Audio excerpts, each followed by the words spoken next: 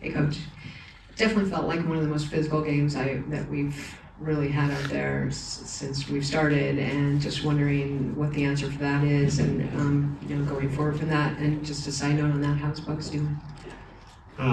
Yeah, the physicality, I felt we were on the wrong side of it tonight. That's something that we've been really good at, and give credit to Boston. They came out and played the way we want to play, really. And we knew that would be the test tonight. And again, it's just get back to it, get back to those details. And with Bugs, we'll reevaluate in the morning. But yeah, I'm not really pleased with kind of what happened there and the answer to that. But you move on, and hopefully she'll recover quickly. Coach, what did you think about the special teams tonight? Obviously, you get the 2 power play opportunities in the first period. I think generally you'd be happy with that until obviously the jailbreak. What did you see just from your special teams overall tonight? I thought power play wise, just like our group, we were just a little out of sync tonight. We weren't gelling, weren't moving it quick, and that was a lot of times special teams is a mirror of your 5-on-5 play, and I felt we were kind of stuck in quicksand tonight all night long, and that comes into the special teams. I thought our penalty kill was decent tonight for the most part. Again, it's always a challenge when those players that aren't real killers start off. But I thought again, Lexi and Mara and Boogs, they did a good job once they got out there. And yeah, we'll go back to it and get after it again for Tuesday. And you mentioned kind of the being in quicksand part. Did you? There was. At least look at the shot chart. It didn't look like you guys could get inside much. I know Emily Brown mentioned some of the bigger bodies on Boston. Was there anything in particular maybe you thought that Boston was doing to keep you guys to the outside, or was it just kind of the lack of connection, so to say, today? Yeah, the interesting part is we put some emphasis on our offensive zone this week, and I liked our possession. We did a really good job possessing the puck, but we kept on talking about in between periods is putting those pucks into the feet of the goaltender. That was an advantage we had there, not seeing their number one, and we didn't take advantage of it really tonight. We didn't get hard enough in those areas, put the puck into that area enough. Like, we controlled it lots, and then you give credit to Boston. Barnes had a few looks there where she beat her first person, but that second layer was committed to blocking that shot, and we didn't find ways to get it through that next layer, which give them credit. They did a good job blocking shots tonight.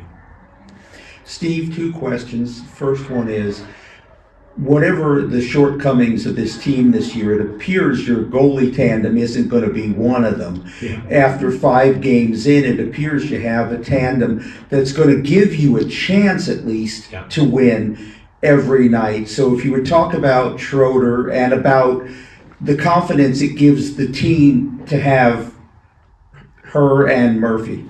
Yeah, for sure. That it always starts. My dad said it for a long time. I'll show you a good coach. I'll show you a coach with a good goaltender, right? So I think that's Boston as well. They have a really good goaltender. But no, Schroed's played solid tonight. I liked her poise, and they put us under pressure a few times, so she had to make some really good saves, some point blank ones, and she answered there. If we look at it, I didn't like the jailbreak goal, but it's on us that we gave that up, really. That's what the goaltender's there to bail you out when you make those blunders, and we made a blunder there and didn't get the save there. But for the rest of the night, I thought she did a great job keeping us alive.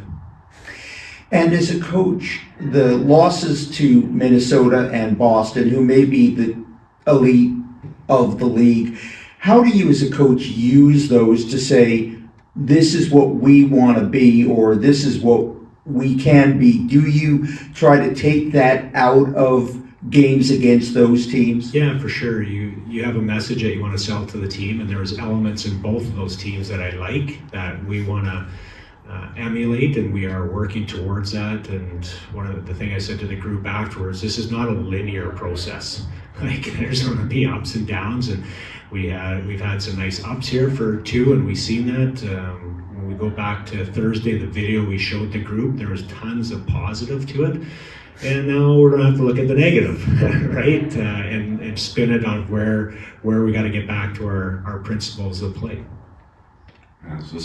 Speaking of the negative, did seem like there were through the middle of the game some times where the Fleet were kind of pouncing on turnovers and generating some rush chances and even breakaways on Schroeder that she dealt with pretty well. But do you feel that that was an element of kind of chasing the score a little bit, trying to be aggressive with the puck and with turnovers that are just sort of a factor of playing that way, or more mental mistakes and not? It's a mix. We were obviously, Boston did a good job putting us in some tough situations. So when pucks don't come through clean, sometimes you get on the wrong side and people don't hit the brakes and get back on the right side. They swoop and swing, and those are some of those elements that we're still working on getting out of our game. But again, for us, I think Boston put us in some tough situations that we just got to be better at communicating, talking. That's one of probably the biggest disappointments tonight, is the lack of communication we had, and that's something we've been really good here the last 2 weeks with. So it's something we'll emphasize again tomorrow, and emphasize it on our video session. Just there's times that we could have played way quicker, and if we just communicated out there and that out of sync the stuff with communicating, like Lexi and Bucky had a really good opportunity and didn't communicate, and we pretty much go offside, right? We gave the puck away. And just a simple, hey, 2-2-2 kind of thing, just that little communication where we just get comfortable using our voice and being confident. And that's what kind of the everyday is just pushing these players to be confident. And to the positive, I think you mentioned in an earlier availability that once Jesse Eldridge gets a goal, that you might start flowing after that. Yeah. How did you feel about that line's performance in the game, including Jesse, and about that goal maybe opening things up for them? There were some nice things, like offensively in the offensive zone I really liked. I didn't think the line, first time I didn't really like their details on the other side of the puck tonight. I didn't think there was enough stops and starts and being at the right spots on the defensive side. So it didn't lead to the momentum they've been generating off the rush. But in the zone, I thought they got a hold of pucks, made some nice plays, and again, puck bounces through your feet. Like I was just saying, I feel like we haven't had really good puck luck yet. There's times where the puck's right around and it goes through us, it bounces over a stick, but those things eventually even out, and you earn them if you keep working at it. Coach, can you walk us a little bit through your thought process of not using your 19th skater? You've had 2 injuries so far. You've been playing 12-6. What's the thought process behind that? Yeah, I believe the one team that came in here, New York dressed that skater, and they got 1 minute of ice time.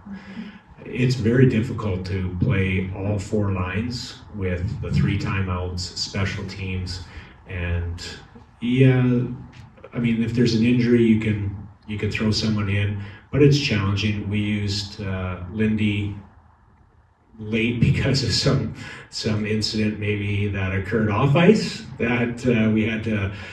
Someone might have injured themselves in a warm-up, so I won't go any farther into that. But so Lindy we threw out there, but it's tough to stay in a rhythm if you're 1 shift, 2 shifts, and then especially 7D. That's an element that you just want 1, 2, 3, 1, 2, 3. And the same as 4 lines is just trying to get them their minutes so they feel good. And if you're rotating 1 player, you get 2 players at 4 minutes a night. I don't particularly like that we have it. I don't. International play has it. I just don't think there's much advantage other than maybe when we get into playoffs and people are banged up and may need it. But I just think from a mental perspective, just to sit on a bench and be an extra, it's hard. It's hard mentally. I'd rather just let them know the day before that they're not going to be in the lineup and they can focus and just get ready for when they get their opportunity. Thanks so much, Coach. Thank you.